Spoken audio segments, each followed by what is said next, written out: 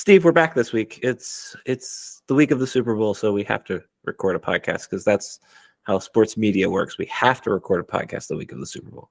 Well, then we're doing our job. It's great. Okay, great. Our job that we get paid a lot of money for. Checks come every day, it feels like. Big checks. No, we do this because we love it, and I get to spend an hour or two with Steve every week. This is the Stuff Summer Says podcast with Steve. Steve, we will talk about the Super Bowl as I unplugged my headphones by accident here, but we will also talk about Brad Keene, who joins us on the podcast. Brad has a great career journey from working in college athletics to working on college athletics in a different capacity through multimedia, aka Learfield, and now he works on the other side of all of that with Highmark. So we'll spend some time talking about that, his career journey, what success looked like for him at Penn State, his success looks like for him now in his new job, and then after that, Steve and I got to talk about this Cael Sanderson thing because I think not a lot of people are talking about it, and that's not why we need to talk about it, but it's just it's right up our alley. And then we will, of course, talk about the Super Bowl with our traditional Super Bowl prop bets spectacular. So go ahead and take a listen to the interview with Brad, and then we will be back after this. Steve, again, our booking agent is he's working hard. He's getting important people from around the world, around the sports world. I think it's a good way to put that. Oh, Steve already froze tonight. Oh, yeah, my gosh, Steve. Darian, I'll fill in. I don't. You said important. Was I this week or next week? I just want to make sure. You're always important, Brad. It's always important anytime I get to chat with you. I want to make sure. All right. He is the manager of brand activation at Highmark Health. He has also had stops at Wake Forest, Bandy, Penn State, and he was also, I think, my Nittanyville advisor for at least one season. Yeah. But Brad Keene joins us. He's going to spend some time today talking about kind of both sides of the business, because now he works on the other side of the business, with the brand as opposed to working with the universities as well. I know a lot about your career journey, Brad, but maybe for those who don't know you, if you could walk us through kind of your story and what it is that you do around sports business, sports media, or really sports business primarily. Sure. So, well, thanks for having me. Really excited to be here. I took an atypical path, I'd say, in terms of sports. When during undergrad, I didn't really know what I wanted to do. So I ran a bar in downtown Tuscaloosa called Boo Radley's, Special Shot Tequila Mockingbird. I did that, and then I finished with my undergraduate degree in public relations. I didn't get to know my professors. I didn't have an internship. I didn't do the things I needed to do to set myself up for success when I graduated. So I thought, I graduated, I have a degree, got some management experience. I should be able to find a job, and that wasn't the case. I'd go to these sales conferences and some of these job fairs, and it was always the same thing. If you want to work in restaurant hospitality, you've got that because that's your experience. But outside of that, you really need to get an internship and so on and so forth. So in October of 2008, one of my good friends, he worked at a soccer camp, and I played soccer growing up, and they had a guy call out, and he asked if I'd fill in, and I did, and started talking to the camp director, who was the graduate or head of the graduate department sport management grad program in Alabama. And he said, "Have you ever thought of working in sports?" I said, "I hadn't. I love sports." And so I met with him. That was a Friday. I met with him on Monday. We talked about what I needed to do to get into graduate school, to pursue a master's degree in sport management. And I left his office, and my apartment was right next to the football stadium there, Bryant-Denny Stadium in Tuscaloosa. And I remember walking back to my apartment. And thinking, it's kind of, it's now or never. And so I stopped when I got in front of the football stadium and walked up the steps, just banged on the door until someone answered, and they asked me what I wanted. And I said, I want an internship. They said, what do you want to do? I said, I'll clean toilets if that's what you need. And I went and got the director of marketing, and we had a conversation, and I started the next day as a marketing intern, 60 hours a week unpaid, all that fun stuff. And then started the graduate program in August of 2009.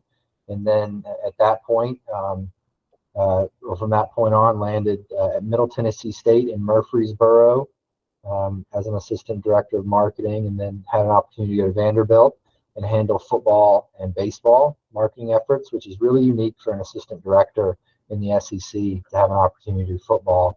James Franklin was the head coach, so I think you know where this is going. Left Vanderbilt, had an opportunity to take over at Wake Forest as the director of marketing and handle football and men's basketball as well as day-to-day operations. And then in March of 2014, got a call to interview for an assistant athletic director job at Penn State. Interviewed for the job, started same day as Sandy Barber, so I think it was August 18th, 2014, and handled marketing oversight for the athletic department, all 31 programs, but spent majority of my time focusing on football. And then in July of 2018, transitioned out of my marketing role into a sponsorship sales role with Penn State Sports Properties, so Learfield. So Darian, when you say both sides, it's actually like three sides. I've got the athletic department side, then the third party multimedia rights holder side of Learfield, and then in November of 2022, left Learfield and I went to work for Highmark Health, who just so happened to be my largest client while I was with Learfield. So I had a 4.5-year tryout for Highmark, and left, and one of my former bosses said, it's really important to know what you like doing, but what's even more important is to know what you don't like doing. And I didn't like sales. I was good at it, but I just didn't enjoy it. And it really really gave me an opportunity to think about, in terms of my next career move, to think about what it was that I really wanted to do. And Highmark gave me that opportunity as the manager of brand activation. And now I get to activate both the Highmark and the Allegheny Health Network brand within these major partnerships that we have with some of these major sports teams like the Buffalo Bills and Penguins and Pirates and Sabres, and still get to do some stuff with our college partners at Penn State and West Virginia, Marshall, Delaware, to name a few. And we're now starting to really get into music, and so that's something new for me. And so now I work brand side, and gone kind of full circle and working for the department, so then a third party multimedia rights holder to now brand side. And so being able to have multiple lenses that I can apply to this job is I think really beneficial. It's really beneficial for Highmark, but it's also really beneficial for me in terms of feeling utilized and stretched. And I feel like every aspect of who I am in terms of my experience is being tapped into. So I feel very fortunate and very fulfilled. And that all started with a conversation on a Friday in October of 2008 after a soccer practice. And here I am 15 plus years later. Math, I didn't PR, not math. So I think that's like That's fine. That's fine.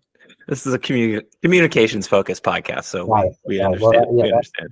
I graduated from the College of Communications in Alabama. So so I think there's so much there, and I think the main I want to hear from you on are specifically with your. Let's take a step back and go back to your jobs around Penn State.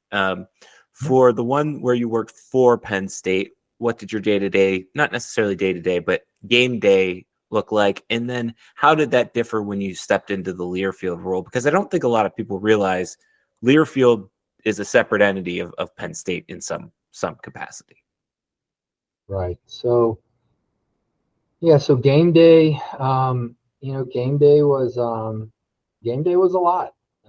It was it started early and it ended late, and it was, I call it organized chaos, just because you would script out game day from start to finish from like a marketing and promotion standpoint. So um, you know making sure that that everything that happened outside of the venue happened when it was supposed to happen. So Fan Fest, and people are showing up, and you're working with operations and event management in Nittanyville, and you're just kind of making sure all of that is running accordingly, and that changes based off of the game, and you've got game time and theme and weather and all other types of things. And then once you get in venue, you know, those athletic experiences are scripted. They're scripted down to the second, and you might not know that, and that's the goal, is to create an experience and to create an environment where you're kind of swept up in it, and you don't realize until after the fact that you've been swept up, and at no point are you questioning, like, why am I yelling this loud, and why am I feeling this emotional over this thing. And what you don't realize is that there's somebody on a headset, in a press box somewhere, kind of pulling all these strings and hitting all these buttons and making sure that for Penn State specifically, that Zombie Nation hits at the right time, and the intro video hits at the right time, and the blue band takes the field at the right time, and the fireworks go off, and all those things. And so, like I said, it's scripted. Everything's scripted, and you make sure that you have your fanfare elements. You make sure that you have your sponsored elements. You are the director and the producer, and the playwright and the costume designer, like all those other analogies. But the thing that I loved about it was, you could have all that stuff on paper, and it could look really good on paper. Got your spreadsheet, everything looks perfect. But then once you get into like a real live game experience, it's a very fluid, living and breathing thing. We when the press box in Beaver Stadium, when they put new windows up, we asked to keep our old roll up door, just because we wanted to roll it all the way up so we could like hear and feel the crowd and just understand what was happening within the bowl. And it's, like I said, it's scripted, but then in those moments where, like, for example, um, let's say we throw a pick six. Typically you go to media timeout during a change of possession, or an injury, but you throw a pick six, visiting team returns the ball for a touchdown. Not a great mood in venue. Well, on my script, I might have Highmark Health, PA read 37. The last thing I want to do for the experience, and also for our partner Highmark Health, is to in that moment, have that brand associated with that feeling. So everybody's bummed, they're down, it stinks, and then it's like, ladies and gentlemen, Highmark would like to remind you that, like, nobody. So just being able to like make those adjustments in real time, it was fun, and it was always different. And those types of things, that type of scenario that I'm mentioning here, I mean, that takes place at you know almost every single athletic event that you attend, whether it be football or soccer or lacrosse or like, it's there's somebody there, doing things with a ton of like intention, right, and deliberateness, if that's a word, to create this atmosphere and this environment that you can kind of get swept up in. And it's not, look, a lot of the same things I did at Wake Forest, I did at Penn State, and it's completely different, right? So there are a lot of variables, and the fans and the students and everything really has to kind of like come together at the right time. And Penn State's one of those places where it happens, and we're very fortunate to have been able to be a part of it. But it does wear on you. I mean, I did that for football, beginning in, I think it was like at Middle Tennessee State, September of 2010. And so, I did that every single game day for 8 years at Wow. 4 different schools. And, it's very stressful and it does wear on you. And there are very few people that experience that with you. And that's a special thing. But I wanted to experience game day differently than I had done prior. And so when I joined Learfield, game days are actually, when you're a seller, game days are actually a lot of fun because you're really just hosting, and you're just making sure that the people there are having a good time. And you've got an agenda. I mean, you're not just hanging out, you're strategically having conversations. I mean, to have a conversation on the sideline during the whiteout with a prospect is pretty powerful. I mean, when you're trying to get somebody to sign on the dotted line, you can say it all you want. I always say, like, it's one thing to say it, it's another thing to show it. It's even better when you can do both. So, I think Coach Franklin always says, like, if we can just get them on campus, that's truly how I felt in that role. And so, game days it wasn't like the 4 a.m. start time and the 4 hour afterwards, you're going home. I mean, game days in that role were like, you're rolling up at like noon for a mid-afternoon kick, and you're just hosting and whatnot. But that's because, like, most of the heavy lifting takes place during the week, not in season. And the I call it like the life cycle of those conversations. I mean, from the first conversation to the time you put pen to paper, I mean, that's typically like an 18 to 24 month thing. And so, Yeah. Very, very different.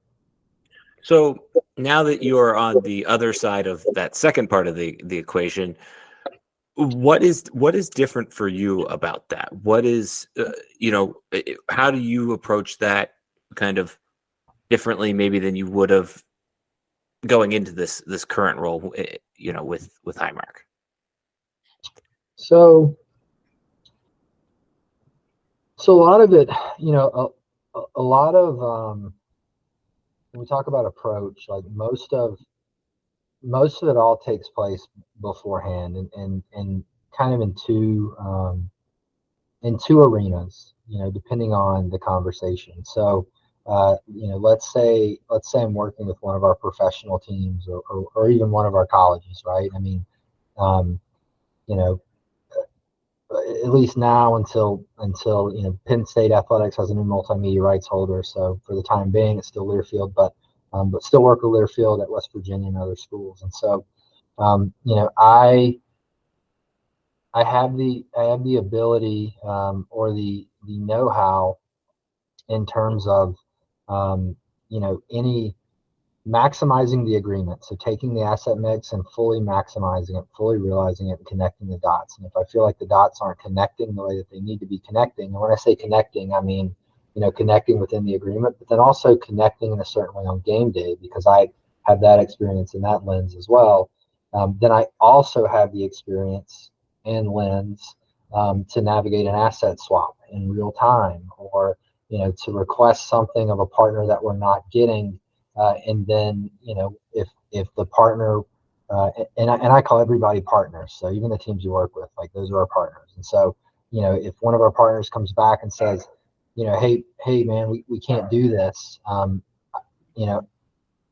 I know how we can do that thing that they say we can't. Right. And I'm not going to be a jerk about it, but I also know which levers to pull and which things are valuable and which things aren't as valuable, just based off of my experience. I mean, when I left Learfield, I didn't take the rate card and download it onto a hard drive, but I did it for 4.5 years. Like, I know what things cost. I know what things are worth. I mean, ultimately they're worth whatever anyone will pay for them, but, like, I know what they're worth. And so, I don't know, I can enter a conversation with a bit of credibility. I feel like I can push back a little bit.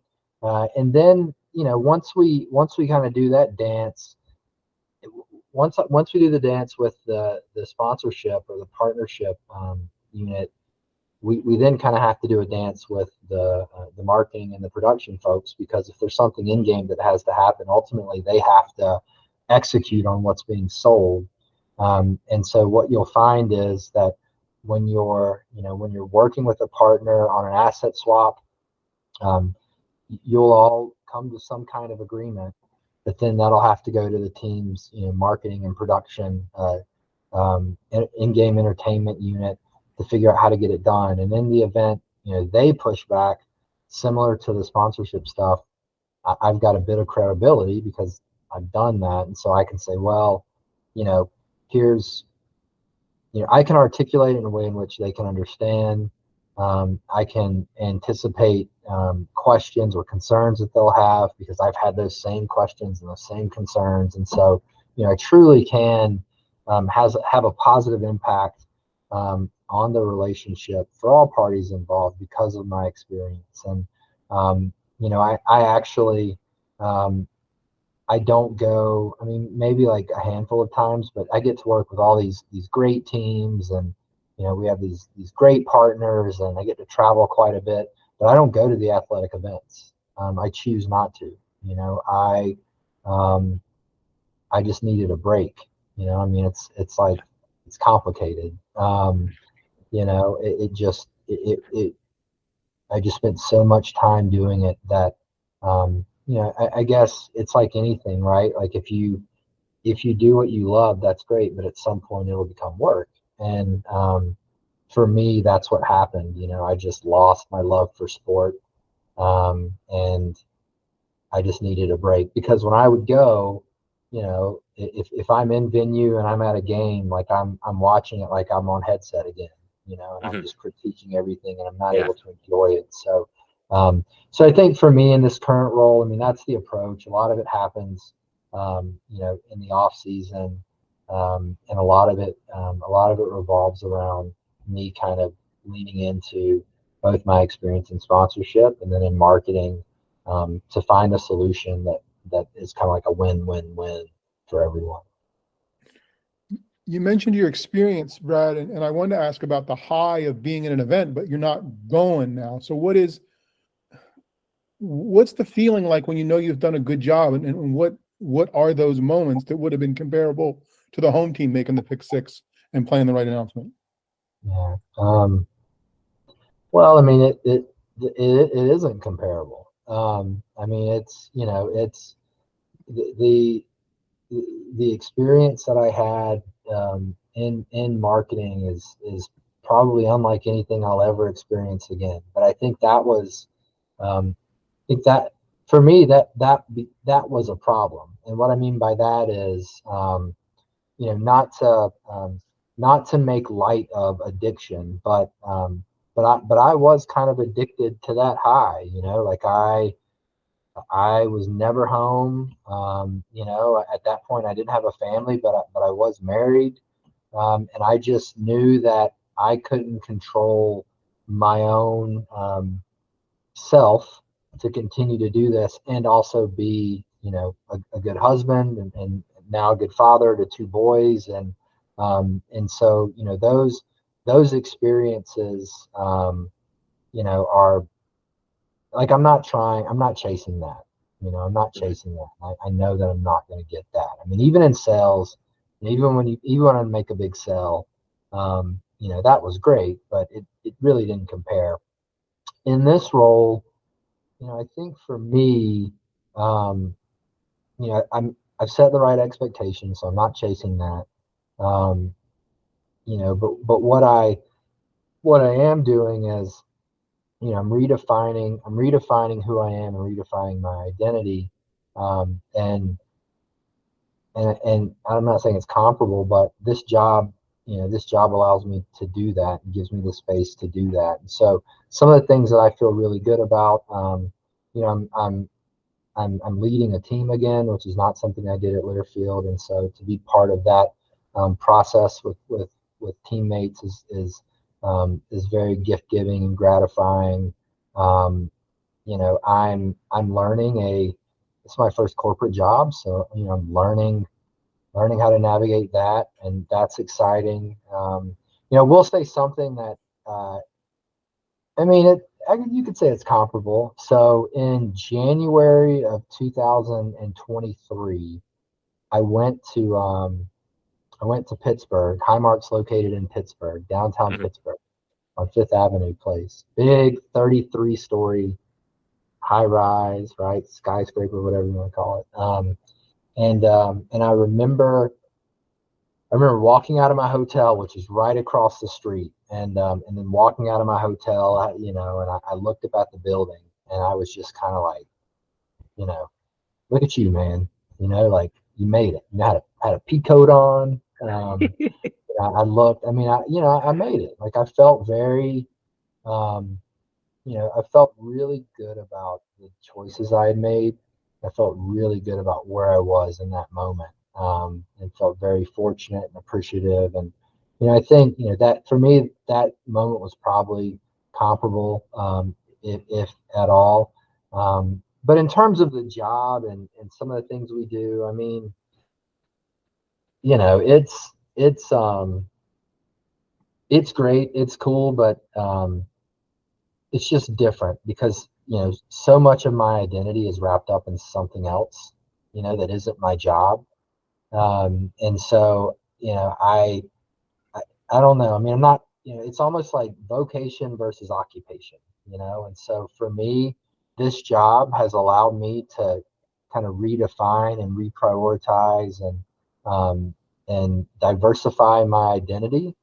And I think that's probably the thing that I'm most excited and happiest about with this new job, is being able to redefine, redistribute my identity, so to speak, so that I could be more well-rounded, both personally and professionally. Whereas previously, I was really, I had all my eggs like in one basket, like a professional basket, and I didn't know if I could ever change that.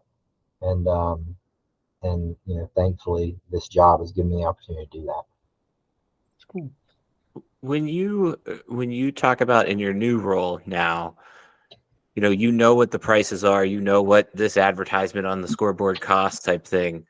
But how do you measure the return on investment there? And is that I struggle with this because I come from the e-commerce side where I have a ROAS, right? And I can see we made this much revenue, we spent this much ad dollar. It's a little bit harder to do that, particularly with a brand like Highmark that's also an insurance brand that kind of everybody sort of needs insurance. So what does success in terms of metrics look like for you in both overarching company, but also maybe, that single event went well because we gave away this many things? Yeah, it's a great question. My job, my position is new. So my job did not exist. And the department I work for um, did not exist until I think like April of 2022. So those questions had never been asked before. For the longest time, it wasn't called activation. It was just called like events. Like before I got there, it was just events. And so it was, it was a tent, a table, two chairs, and some giveaways. And that's what we did. And, it was all top of funnel awareness. And so, but how do you even measure that, right? And so it was just kind of like, well, we showed up with 2,000 t-shirts and we went home with 100, so we gave away 1,900. So we're still, we're still a work in progress in terms of like how we, in terms of our KPIs and how it ladders back up to the different lines of business and so on and so forth. But we are at a place now where, we're like surface level, um, first layer. For us, it's a little different because yes, I help support and activate the Highmark brand, but also support and activate the Allegheny Health Network, which is the hospital system that Highmark owns. So two very different things. One, Allegheny Health Network, like you, the consumer, have a decision to make, and so there's just a different type of brand positioning and so on and so forth. And then with Highmark, yeah, it's insurance. So it's not, for the most part, you're not really making a decision about the insurance, even though we do have decision makers kind of as part of our target audience segment, so on and so forth. But for us, it's pretty simple. It starts with reach and engagement.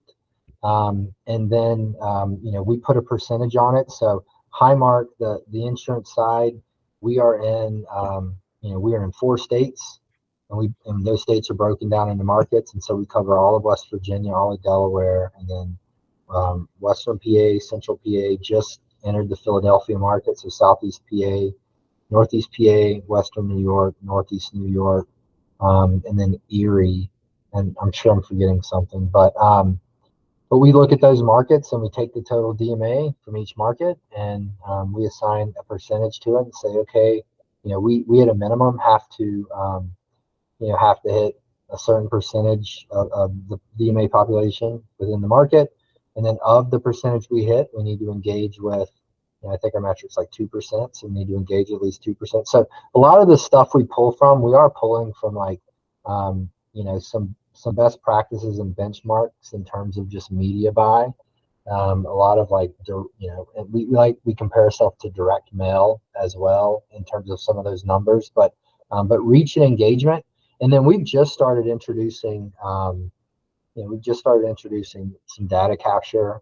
So, we're about to roll out a couple of augmented reality interactive mirrors with the Sabres, the Penguins, and the Pirates. We'll do some data capture. We'll capture some primary email addresses.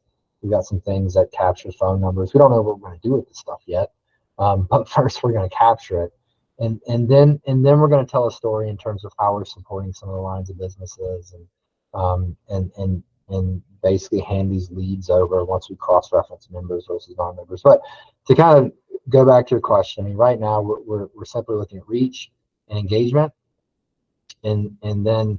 So 2023, we were just kind of just doing as much as we could. Well, now that we have some real numbers to look at as we go into 2024, we have, we've got our goals, our objectives, and our tactics. And within our objectives, we do have reach and engagement percentages that we have to hit.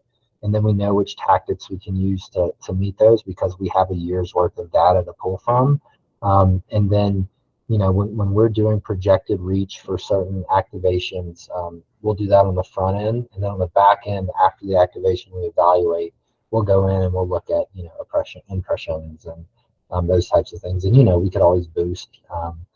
We run a lot of social media sweepstakes, so we could always boost some things to make sure that we hit the numbers we need to hit. But that's where we're at right now. And then at some point, probably next year, we'll figure out how to use this data that we're capturing, and then we'll also figure out. In terms of engagement, we'll do like deep engagement, right? We'll start to really spell out and define the different types of engagements we're looking for, and we'll put a value to those. But right now, it's just, certain percentage, reach a certain percentage within market, and then engage with a certain percentage of the percentage you reached. And then tell a really compelling story around that. And then just get, like my boss says, like every year is one lap around the track. So, just get better every year, even if it's just 1%. And so, 2023 was the first year in this role, and it was all about kind of making sure we had the data we needed so that we could do what we needed to do in 2024 and hit some real definitive objectives. But then keep it, to your point, to keep it simple, though, because it's a huge organization. Healthcare is very complex, and it can be overwhelming at times. And so we wanted to just keep it really simple for our team, really easy for us to articulate. And with marketing, it's storytelling, right? Like we live in the gray, so it's easy for us to tell a compelling, positive story with those objectives. And that's what we're building. We're building the plane. It's a good way to put it. Yeah. I'll leave you with this then, I guess, kind of going off of that a little bit and just kind of maybe put a bow on everything. But why? And the answer might be as simple as there's a lot of people that pay attention to it, but why is sports such an important vessel for marketing for brands? So, what a question, man. What a question, right? Sorry. It's almost like I've never been asked this before when I'm selling sponsorship. So I mean, it's so some of our brand sub measures like joy and emotion. You think about when and where you're the most passionate, right? And so, in terms of like why a brand wants to partner with like a Penn State. So there's a certain affinity, right? A certain affinity and emotion that you feel. When you're a Penn State alum, when you come back to campus, when you go to a game, we're trying to transfer that same affinity and emotion you feel for Penn State. We're trying to transfer that to our brand, and it's there are very few ways to do that on your own, right? Like especially if you're like a healthcare company. I mean, even think about State Farm, right? Like the Patrick Mahomes commercials have nothing to do with State Farm, nothing to do with State Farm, right? But people remember them. People know Patrick Mahomes. People love Patrick Mahomes, Andy Reid, that whole thing. So for us, it's really about transferring that affinity and emotion that fans feel for their team to our brand, and then also credibility. Especially if we're targeting the right audience.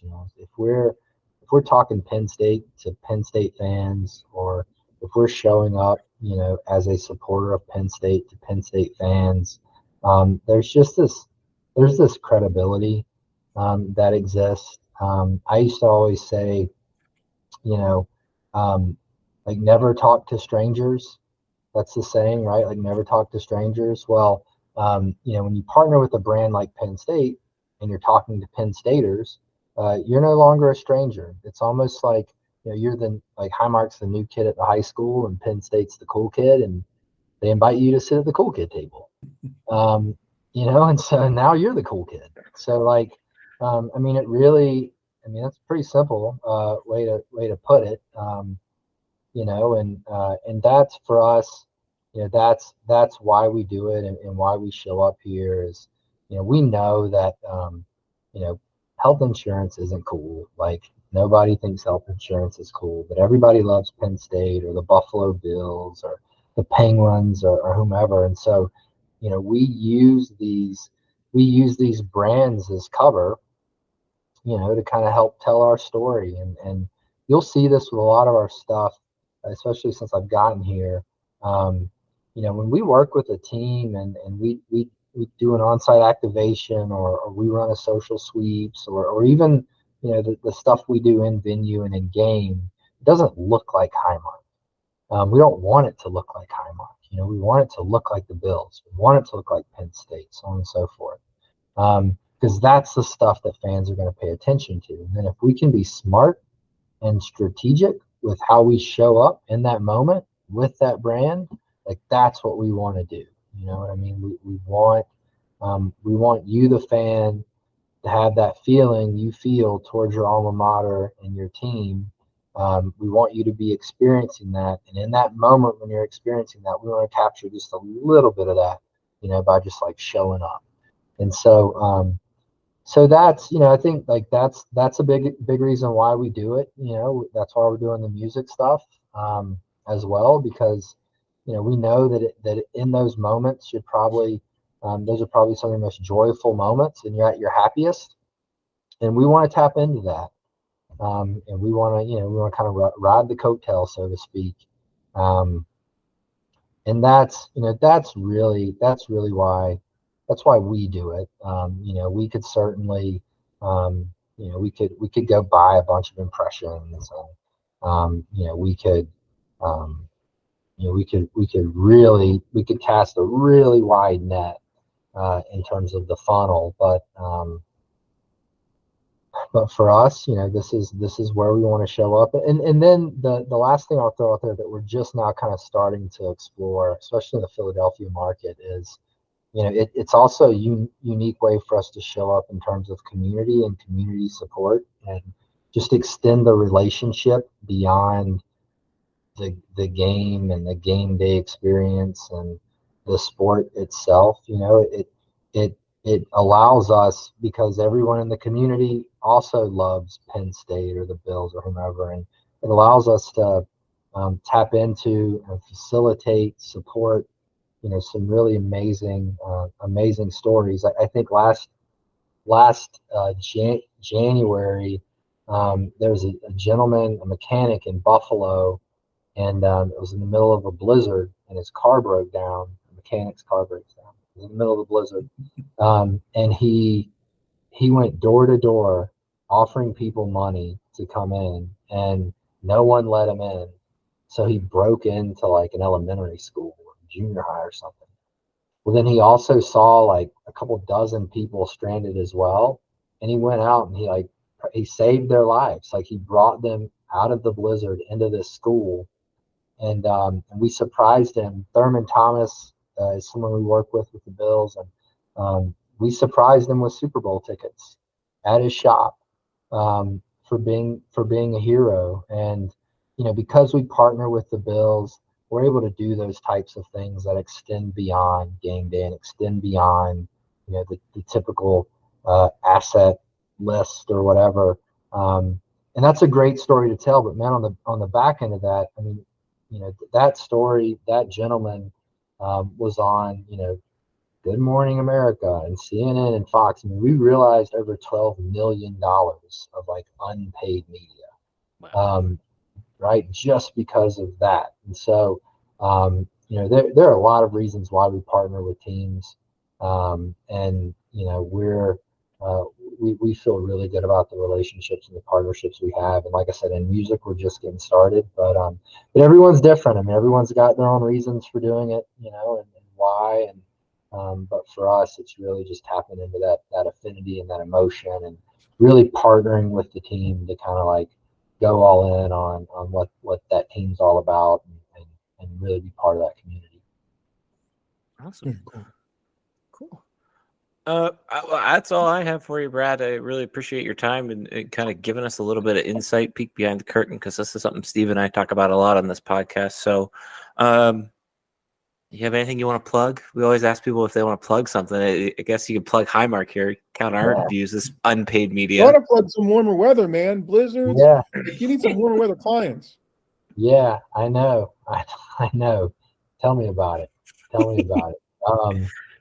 No, I mean, I mean, this is, I would say for the students listening, right? Like, I mean, I'm assuming there are a lot of students that probably listen to this, right? So, we hope. I actually adjunct at Penn State. I teach marketing of recreation services with the College of, with Recreation Parks and Tourism Management, so RPTM 410. And every semester I ask the question at the beginning, the first day of class, show of hands, like, who wants to work in sports? And I mean, I'm 6 semesters in, and I would say like 90% of the class raised their hands. And so I spent a lot of time talking with them about what that entails, and like how you actually do that. And so, the one thing I'd want to say is, if you want to work in sports, like it's not like, yes, working in sports is difficult, but actually getting into it, like, it really isn't that difficult. You just have to do it. You just have to put forth the effort. You can go on any college athletic website, and you can find the staff directory, and everyone's email address is on there, and everyone's phone number's on there, and you just got to do it. You just got to pick up the phone and call someone or send an email. Like, you just got to do it. It really is that simple. Like, they need help. Most athletic departments are understaffed, and like they need help. Minor league teams, same thing. And so, for those students that want to work in sports, I would really challenge them and say, like coming from somebody that's been in this business for quite a while, and and know what I'm talking about. If I'm telling you that it really is as easy as you like doing it, but you at a minimum like can't, then you're never going to work in sports. Don't waste your time. Like if you can't pick up the phone and call someone or email someone, like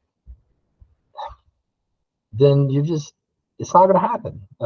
And so, I'm just a big advocate of supporting students and helping students. And, there's only so much that any of us, Steve, I know you are, Darian, obviously I'm sure you still talk to students, but there's only so much that we can do. I mean, at the end of the day, like you got to make it happen. And you got to get over whatever it is that's holding you back. And if you want to work in sports, then go work in sports. Like, you're the only one holding you back. So, I just wanted to leave with that. If anyone's out there, listening and saying, "Hey, man, like that's awesome. I'd love to do that." Well, go do it. Like I literally walked up the steps of the football stadium and banged on the glass until someone let me in. Like just do it, right? Like Nike, just do it. So, that's it, man. That's it. Just got to make it happen.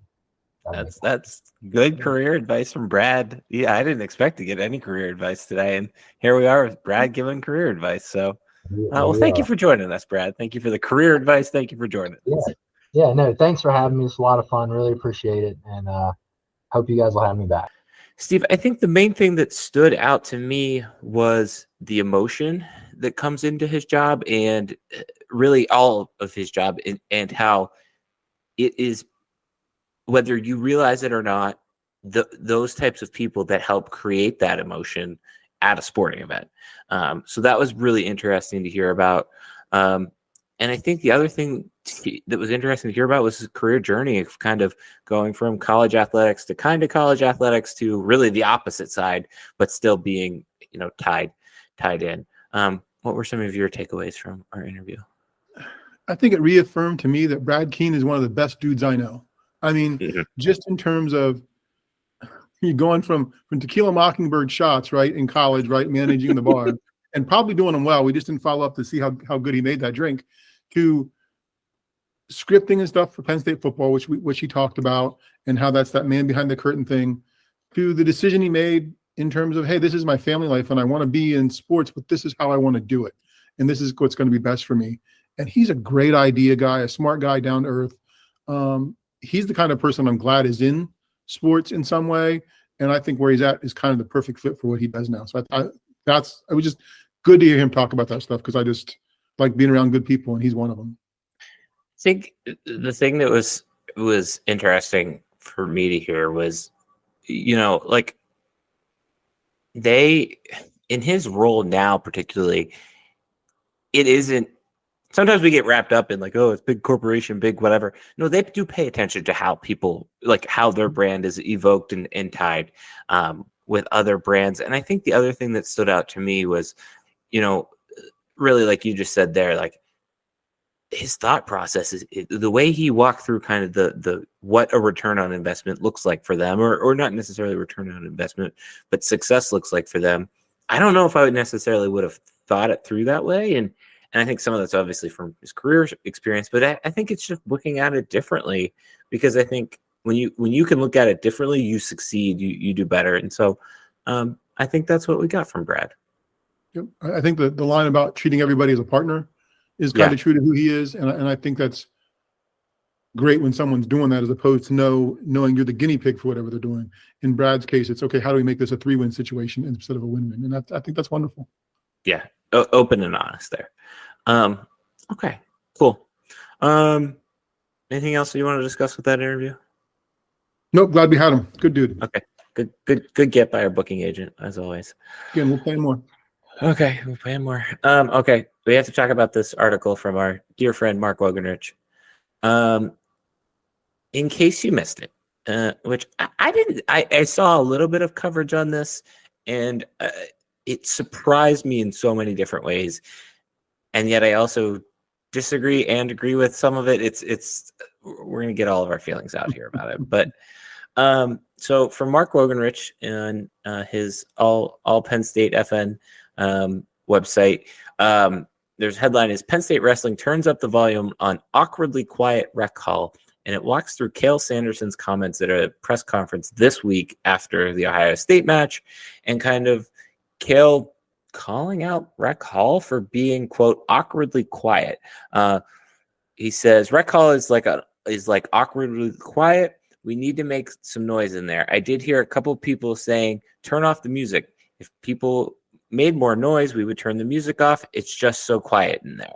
And then he goes on to say, you could hear a 4-year-old kid in the corner yell, we are. And if that's the case, it's too quiet. It's awkward. This is a sporting event. Let's make some noise. There's so much to unpack in this quote, because the first thing that surprised me is who said this. Like if you presented this almost blank to me, you know who I would say said this? Pat Chambers. And I was going to say Pat Chambers, but you say Pat Kraft. Why Pat Kraft? Because I know Pat Chambers is the basketball coach. I guess just because Pat Chambers is gone, but I just think Pat Kraft is, we're looking for every way to make an atmosphere, make a dime, make it different, make a change, make it loud, right? That's all. Pat Chambers wasn't on my mind in the wheelhouse like it was for you. I think what surprised me is the Cael said this, and I think what surprised me when I thought through the not logistics but of all of this, the logic of all of this, is thinking back to Friday's match. And I don't.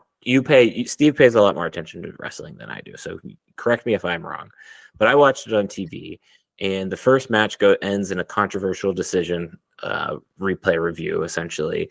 The second match is a loss, a loss. And then about halfway through the match, there's a really surprising pin by an Ohio State wrestler that kind of nobody saw coming. And each one of those moments took the energy out of the arena. That being said, this was really Penn State's biggest wrestling match at home for the year, regardless of location. And so it was a little weird to see Penn State react that way. But I kind of then thought about it a little more and thought about our discussion of what we've had during football season and kind of how football is, going back to Brad's interview, scripted and the emotions that are evoked there. And they have been heavily leaning into like songs and the greatest show is back, right? Like that's the slogan. You see that slogan a lot more prominently. And I think I'm going to take like the old guy route on this, but I don't think there's anything wrong with just going and enjoying the event. And I don't know. I agree that Cael Sanderson should get whatever he wants. He can have whatever he wants at Penn State. But also at the same time, like, this is going to sound weird because this is not what I'm saying, but there's a complacency. I think there's a complacency with Penn State wrestling because they just are so good that I don't know. It was a weird moment, and that in the moment of the match, it was weird. Takes the crowd out, but I also making it a sideshow or making a sideshow out of the main event is also particularly weird. That bothers me. So it's somewhere in the middle there. There's a lot of little avenues with this. Yeah, and I'm not writing about this piece of it for the blog. Well, I'm going to have a piece for it up on the blog this week. I'm not going to write about this piece. And this piece is the part that, as I think about it, befuddles and maybe angers me a little bit. He essentially took a swipe at the fans, right? Both the old fans who are too quiet and the young fan. I got to tell you, I've been going to wrestling matches for on and off since I was a student. There's a lot of 4-year-old fans who made their night by saying "we are" and igniting a cheer that starts through the crowd at that place. Because wrestling is quiet in between sections, right? So that 4-year-old that he heard, that was that kid's biggest moment of his life to date. And he has just backslapped that kid for saying that so everybody could hear him, right? Plus, he's made fun of the old people who aren't making noise. So I get it. I know they're going to game day presentation stuff. I know they're going to go this way with it. This music is not going away. But it just feels weird that to get there, you're going to dismiss or diss the fans along the way. And that was one of the things that I struggle with. And there's still a lot of other stuff to unpack and write about, which is what I'm going to do with it. Like, I don't know. Wrestling isn't a sport where you need that music. Walk-up music, when Darian's going to the mat and he picks his favorite song as his walk-up music, that's cool. And I would like to be able to hear it. I don't want to hear whatever else is going on. I don't know. Sometimes it's okay just for the event to create the atmosphere itself without having to be told what to do. That's a perfect way to put it. That's how I feel about it. I felt wrestling was kind of pure that way. I felt wrestling was kind of like the one where our dudes are just really good. We're going to come out and kick your butt. Yeah. And part of it is complacency. I mean, these home matches are not in debate. I mean, Penn State wrestled okay, maybe poorly at spots against Ohio State and still won easily, right? Yeah. So it's not like you're going there doubting the outcome. So it's kind of hard to get from that doubt to that rise of emotion, because you're not going to go on that ride with them. You're starting up here to begin with. Your expectations are here. There's not going to be an emotional ride during the thing. If it is, it's going to be grumpiness and quiet because you're ticked off or you're disappointed, right? So some part of it is complacency a little bit, but I don't know. I know it's coming. I'm not surprised that they're doing it. It just felt the way it came out, you were smacking your fans as you were going about it. And I don't know. That's not the way. But they're selling out. Somebody else will take that person's ticket if they don't go. So it's all good. That's what a couple of weird things are about it. It's like, number one, they're still selling out. They're what, 50 some sellouts in a row. So there's that. I do agree, especially with the part of, for whatever reason, wrestling more than any other sport, wrestling was the attraction. Like even with football, and I feel, I go to the football game for the football game, right? But like, I would say 40% of that stadium, 30% of that stadium, particularly when they're playing Delaware or Indiana or Rutgers or one of not Ohio State, not upper tier opponent, at least 30% of the fans there are there because they're making an event, a moment with their family. And with wrestling, it is everybody's locked in on the wrestling match. Like, and I just think it is a weird, it's a greedy problem to have.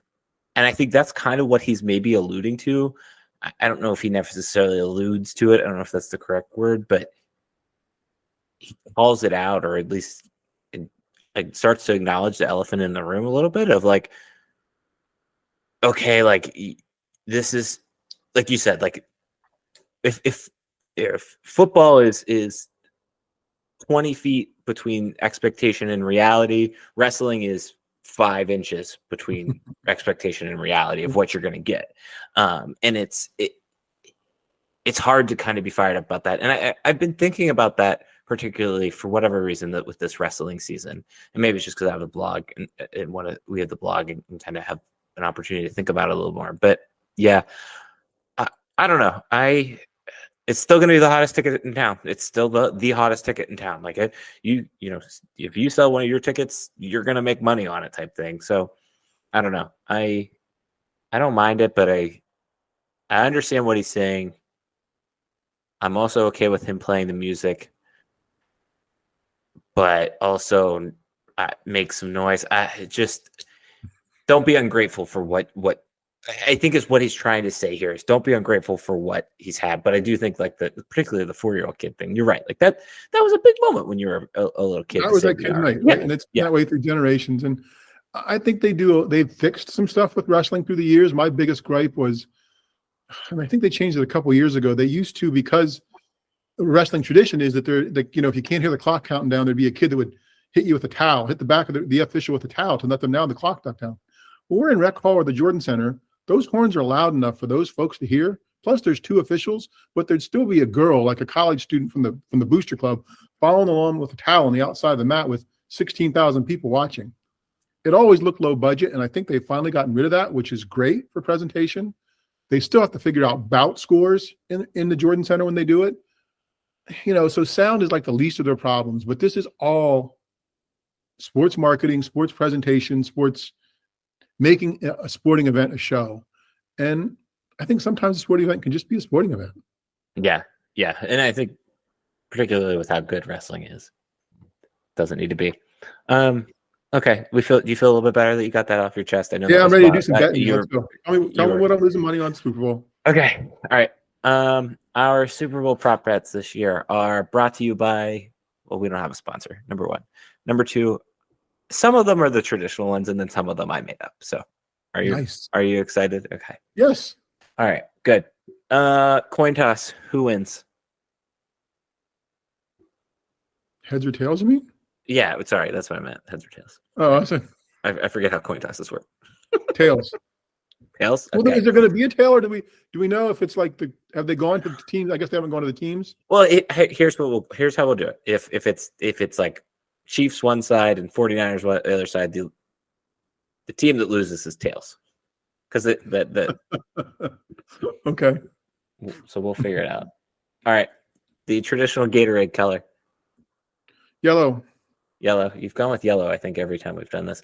I'm going to go with I think I'm going to go with red. I'm going to go with the red because you got two red teams playing in this. But it feels a safe bet. There you go. All right. Who will have the first beer commercial? Bud Light. Bud Light. Okay. I feel like Miller, because remember Miller Lite did a nice job with Super Bowl commercials last year. They had the one because they were kind of the first time they could get at the table or whatever. I'm going to go with Miller Lite. Plus, also, my mom drinks Miller Lite a lot, so she doesn't want. I don't want to be disowned. Yeah, I don't want to be disowned. Okay. First off, let's before we get to this, do you know who the halftime performer is? Usher, right? Yes. Okay. See, you didn't say that confidently, and I feel like a lot of people don't know who the halftime performer is this year. I don't know. I was pretty sure. Pretty sure. Again, okay. I'm in the category where I don't care either. So you don't care. If you're gonna start asking me Usher songs, I'm getting them wrong. Just wait. Over under. Vegas is putting the over under at halftime songs at 8.5. So we'll hit over or under. Under. I also think under as well. So I'm going to go with that's a lot to get somebody else in there and whatever else. Yeah, it's a lot. It's a lot. Okay, here's the first curveball question. How many songs will Steve know? 3.5 is the over under. Under. Under? Really? Oh, under. I actually haven't thought about this. That's why I set it at 3.5 because I can think of about. I'm going to go over because I think you're going to. I think. Who is it? I don't even remember who the halftime performer was last year. Rihanna was the performer last year. Like there were a lot of Rihanna songs that I feel like when we had our debrief episode, you're like, oh yeah, of course I know that. I knew that song. I'll tell Susan it's 3.5. We'll see. We'll and I'm under. Okay. So we'll see. Okay. All right. Yes or no? Will Tony Romo call Taylor Swift Travis Kelce's wife? No. No. I'm going just because it already happened, right? I'm going yes. This one I think I found, and I thought this was a good one. Will the Andy Reid punt, pass, and kick clip be shown? I hope so. You hope so. I'm putting Steve's official answer. I'm sure it won't, but I hope so. That's the best. One of the best pieces of 1970s sports TV left. I figured. And if you don't know, Google it. Yes. All right. Two-ish, three more here. All right. Who will the MVP thank first? Teammates. Teammates? Okay. I think it's going to be the traditional God. Somebody said, I just want to thank God first and foremost. All right. The two toughest questions. The two questions on everybody's mind. If the Chiefs win, will Travis Kelce propose to Taylor Swift? No.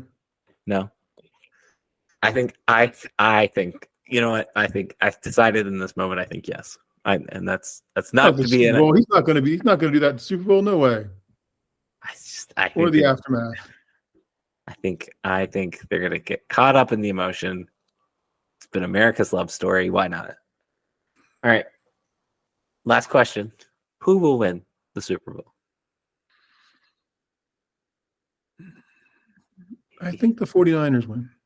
I know I said Travis Kelce's going to be MVP or ask Taylor Swift to propose, but I think it's just their time, and I also think I can't not support Kevin Givens.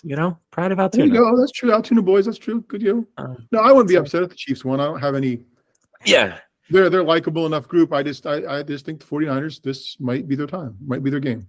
Yeah, I don't know. They kind of looked not unstoppable, but kind of unstoppable all year. And I guess the last time they went to the Super Bowl, they looked the same way and didn't do quite well. But they just, I don't know. I feel confident in them. About their turf. Maybe they aren't going to practice well. Maybe that's going to hurt them. Well, it was soft fields at UNLV. God forbid. I was going to say that, and I don't know if you saw the tweet that was going around that they put out. It was like a pump up video. Did you see this? Mm-hmm.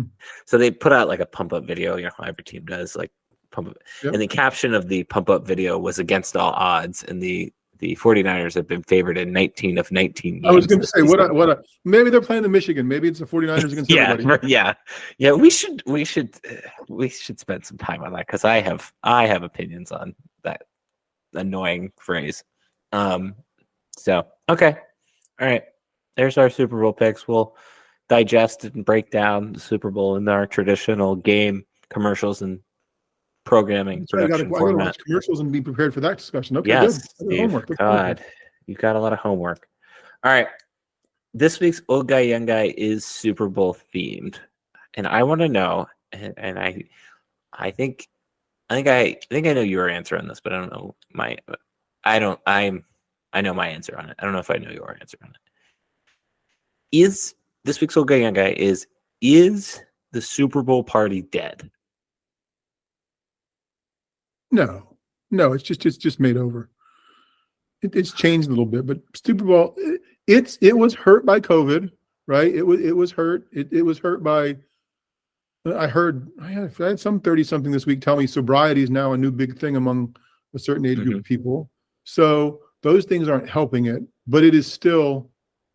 No, it is still the top 3 or so gatherings / an event thing of the calendar year. So behind like Thanksgiving, Christmas, maybe 5, Halloween. Like it's a holiday party. So will you be partaking in a Super Bowl party, or will it just no? be... I don't like people. No. Okay, that's what I was gonna. No. That's what I figured. Okay. No, we only do that if you have to. Here's.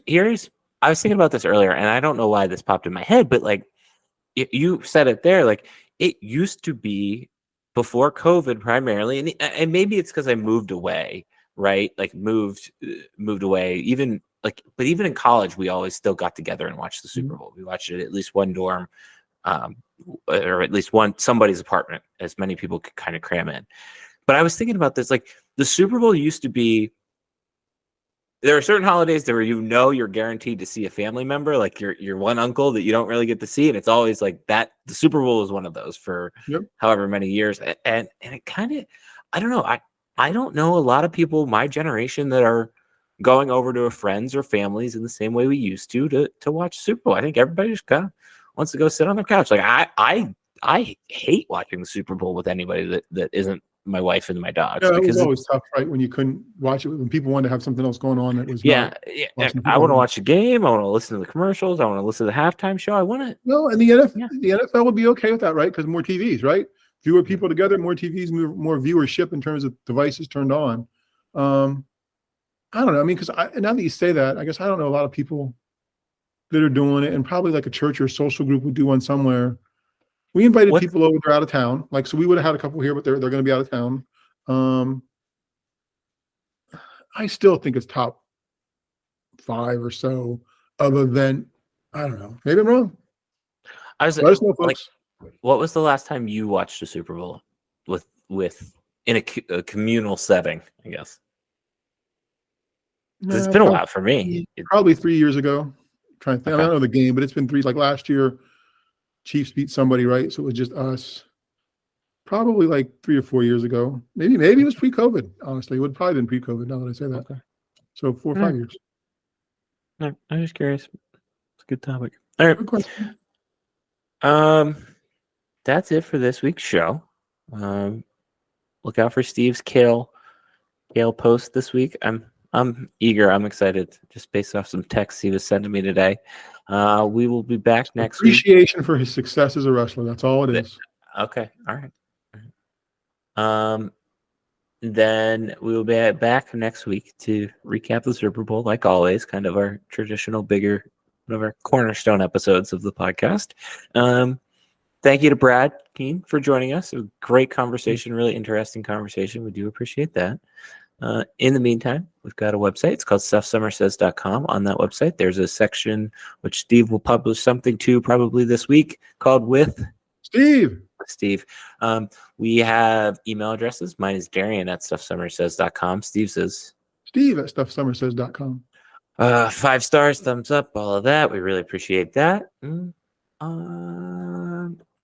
I think that's it. I don't think there's any other housekeeping other than the one housekeeping thing that's left, and that's to tell you our Twitter handles, which mine's at StuffSummerSays. Steve says At Steve Samsel. We're out of here. Enjoy the Super Bowl. Turn up the music, baby. Bye.